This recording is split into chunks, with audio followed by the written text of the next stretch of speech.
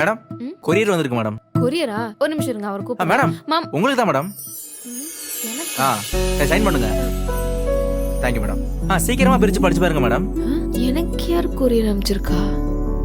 உடனே குடோன்னு போய் பாரு, உனக்கு ஒரு அதிர்ச்சி காத்துட்டு இருக்கு.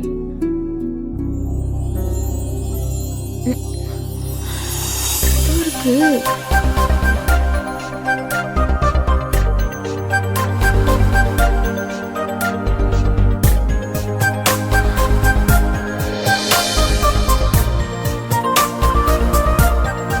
ஹாப்பி வேலண்டைன்ஸ் டே.